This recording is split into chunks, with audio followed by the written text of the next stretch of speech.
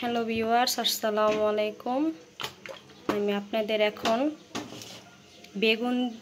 বেগুন আলু দিয়ে লইট্টা শুটকি দিয়ে রান্না করে দেখাবো। যদি ভালো লাগে অবশ্যই আমার চ্যানেলটি সাবস্ক্রাইব করবেন, লাইক করবেন, কমেন্ট করবেন। প্রথমে আমি কয়েকটা রসুন দিয়ে দিয়েছি আর লইট্টা শুটকিটি দিয়ে দিয়েছি। এটা আস্তে আস্তে ভাজা হয়ে গেলে, লালচে করা হয়ে গেলে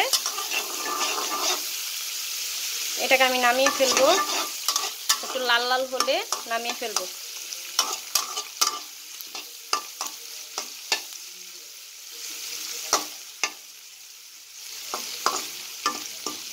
বেগুন দিয়ে লইট্টা শুটকি দিয়ে রান্না করতেছি।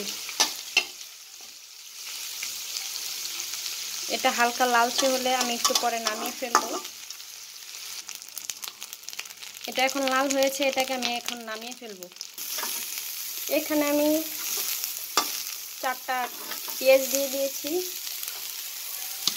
একটু তেল দিয়ে দিলাম।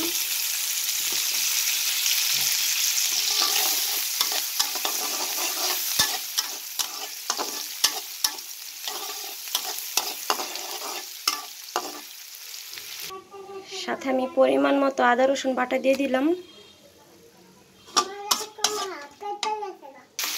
আপনারা এটাকে ভালো করে ভেজে নেবেন, যাতে আদা রসুনের গন্ধটা না আসে। ভালো করে ভাজি করে নেবেন। যেহেতু এটা ভাজা হয়ে গেছে, এখন আমি একটু পানি দিব। পরিমাণ মতো মরিচের গুঁড়া দিয়ে দিবেন, আপনারা যতটুকু ঝাল খান। আর শুটকি তরকারিতে ঝাল না হলে ভালো লাগে না। পরিমাণ মতো হলুদের গুঁড়া দিয়ে দিলাম, সাথে লবণ দিয়ে দিলাম একটু। স্বাদ মতো আমি জিরার ফাঁকি দিয়ে দিচ্ছি একটু। আমি সাথে একটা টমেটো কেটে দিয়েছি, যাতে আপনার ফ্লেভারটা ভালো আসে, কালারটাও আপনার সুন্দর আসবে।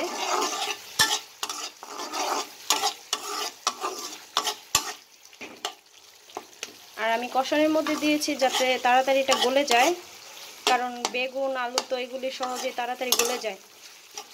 এই কারণে আমি এটাও গলে যায়, তারপর আমি এটা আগে দিয়েছি। এখন আমি যে শুটকিটা রেখেছি ভেজে, রসুনটা ভেজে রেখেছি, এটা দিয়ে দিব। দিয়ে এখন অনেকক্ষণ আমি এটাকে কষাবো।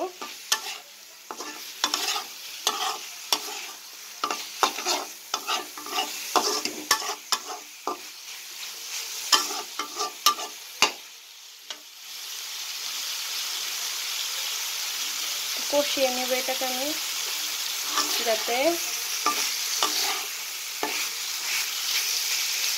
তরকারিটা ভালো আসে, ভালো হয়।